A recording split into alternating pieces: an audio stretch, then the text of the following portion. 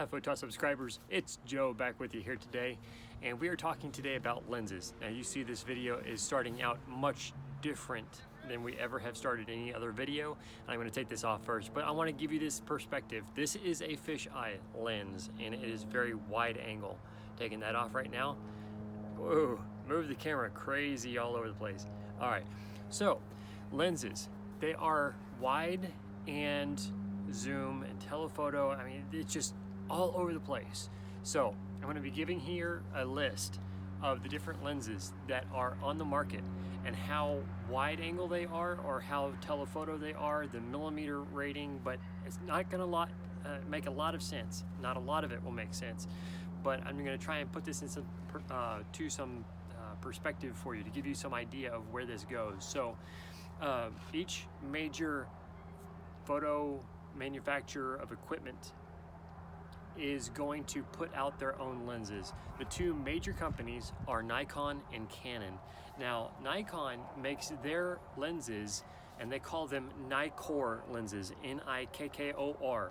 But the important part here is that Nikon makes the AF lens series, the AF-S lens series, the AF-P, the E-type, the Legacy Nikkor, the AI, the D-type mounts, and the G-type mounts. Now, that all gets really confusing because what does each type do? And why do they have so many? The AF is one of their older styles. It's one of the styles that they started making when their film cameras were coming out, before the 70s even, and even in the 70s they were still making the AF lens type. So if you have an old AF lens type and you're not sure if it's going to fit on your new DSLR, as long as it was made in 1977 or closer to this point in time, so if 1977 or newer makes, then that should fit on your DSLR. However, making a note and finding what year that your specific model number lens was made, I'm not quite sure how to do. Maybe go to Nikon, their website, and find information on how to figure out your manufacturer date for your lens. But the AF-S type lens and the AF-P, both of them have built-in focus motors. So when you hold down your shutter button halfway your shutter release, your camera should start to focus, and it will automatically focus as long as you have your lens set on autofocus.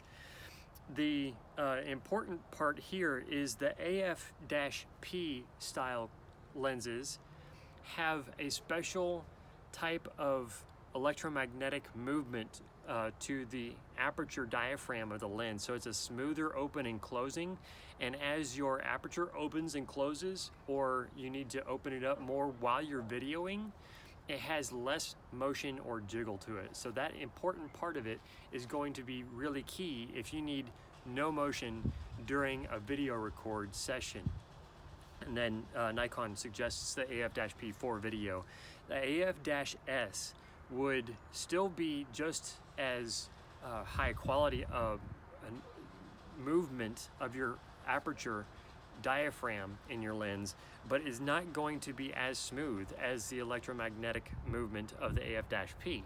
So those would be more ideal for still shots, because you're getting all of that adjusted before you actuate your shutter. There would be no need for that constant still motion to it all during a shot, because your still is taken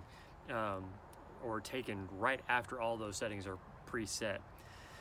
The other part of the Nikon, the AF model lenses, are going back toward their original styles and makes. They are mechanical in coupling between the camera lens and the body, and so they don't have as much electronics that they deal with. So some of them, the AF models, will have more electronics as they come into the newer designs since 1977, but not all of them, especially the focusing ring, the telephoto distance zoom creation. That's going to be more of a mechanical coupling inside the lens, the gearing system, as well as the coupling mount between the camera body and the lens. You might even notice on some of the older lenses, if you have a chance to look at them, that some of those not the shutter actuations, the diaphragm actuation is actually operated by a lever inside the mount. So take a look with that and play around with those. We just talked about all the Canon lens types out there.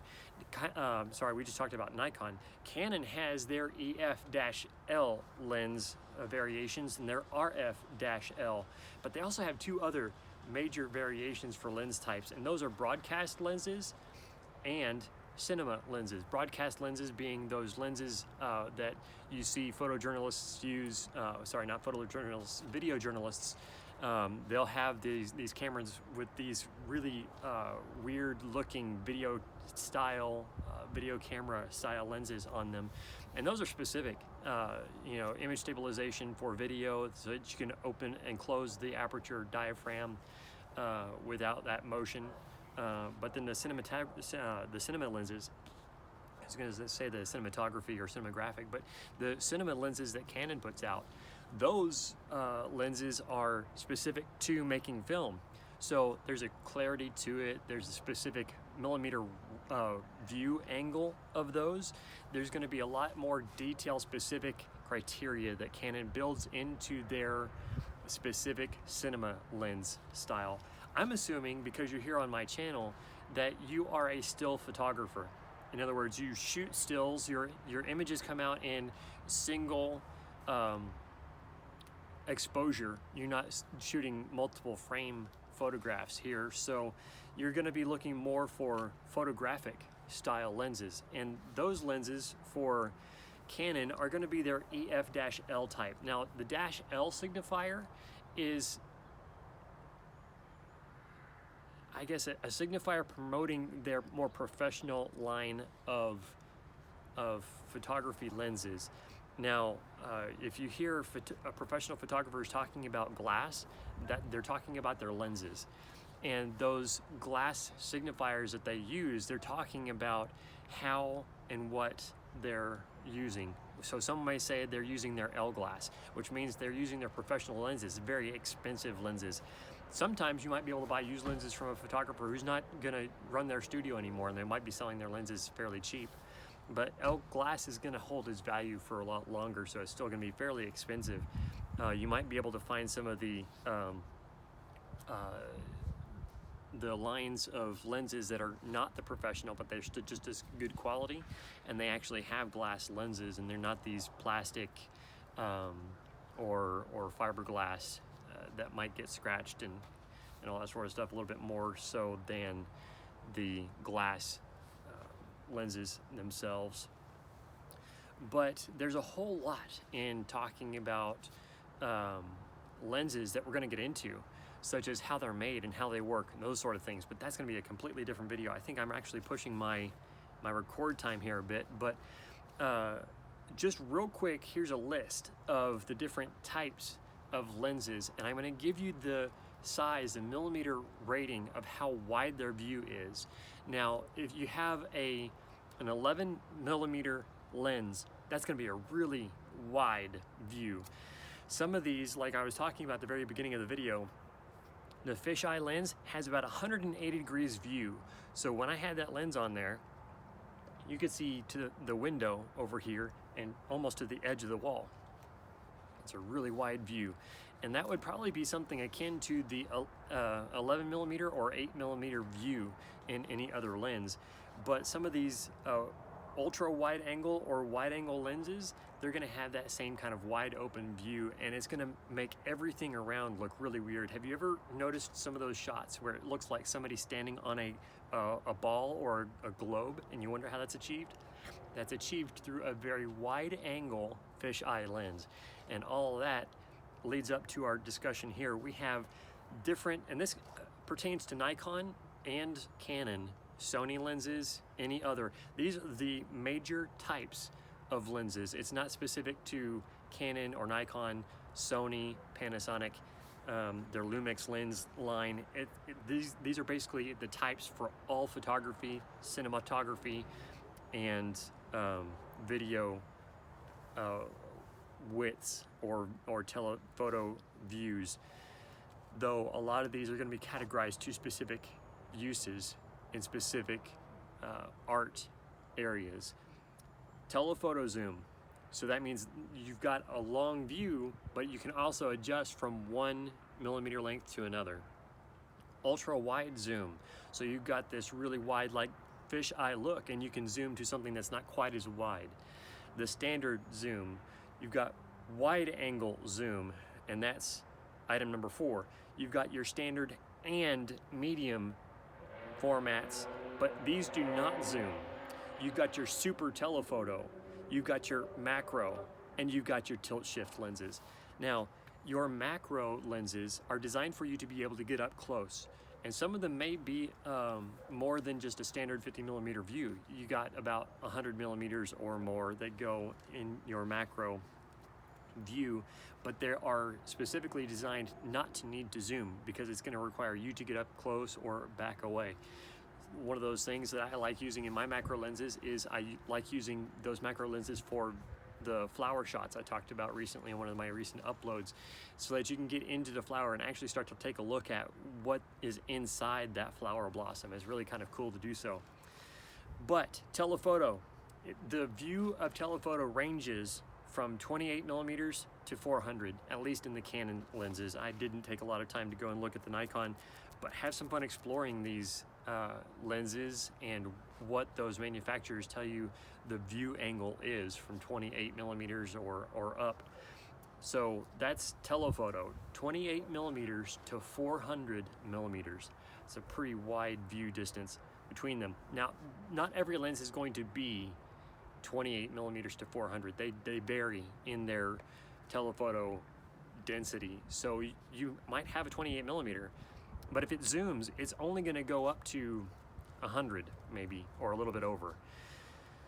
And anything goes out to 400, it's going to back off, but it probably won't back off any further than 70mm. I would actually be surprised. The longest I've seen from 70mm on up is 70mm to 300, and that's fairly common of a zoom length. If it goes beyond 300, I would expect it to go more from 100 to 135 or 150 to 400. The next ultra wide zoom goes from 8mm to 17mm, and those are going to be more of the shots that are taken for architecture, for real estate. If anybody goes into a house, they're going to have some flashes that they're going to want to shoot if they do some real estate shots for a realtor.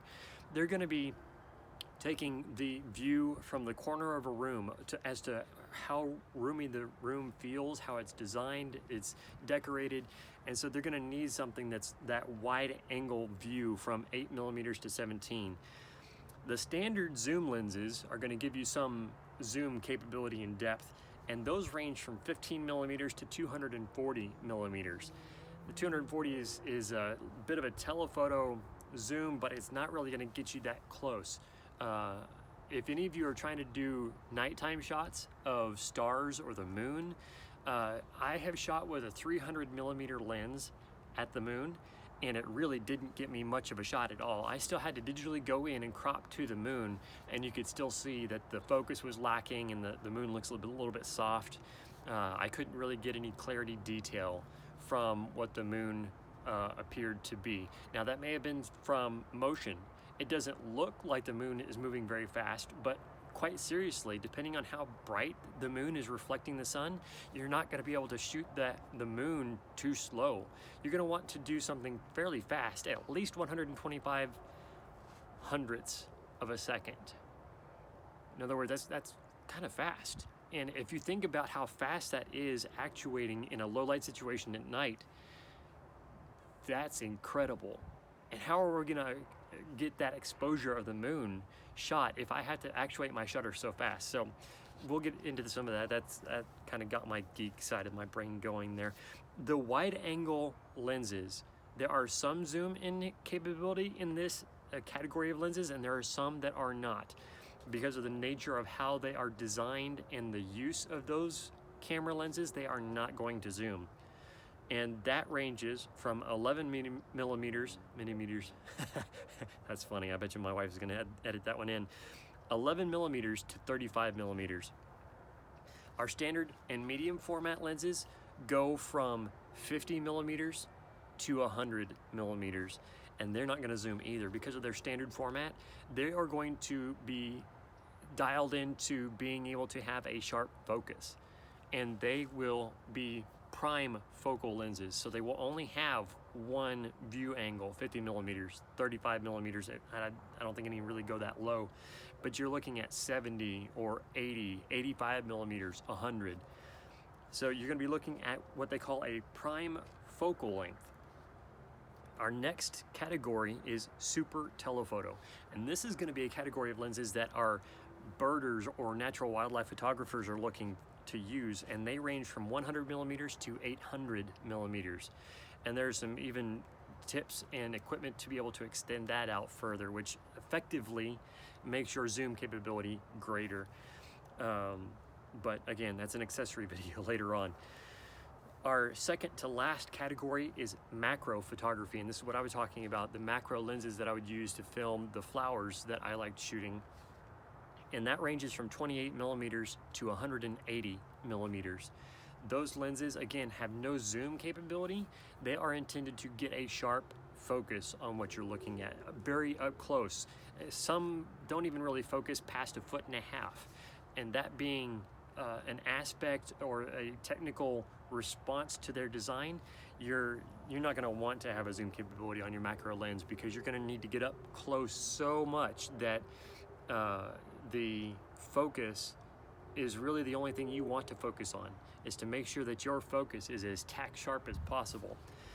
The last category of lens that we have is tilt shift, and those are incredible pieces of technology that are mechanically designed for altering and adjusting the tilt and the shift of what you're shooting. But that's, again, technical and geeky to me. So we'll get into that in another film, another video we'll upload, but they range from 17 to 135 millimeters. And that is incredible to have that kind of width of viewing angle. Not that they zoom. Again, the tilt shift is not a style of lens designed to be able to zoom from 17 millimeters to 135. It's a prime focal distance, 17 millimeters, 50 millimeters, 35 millimeters.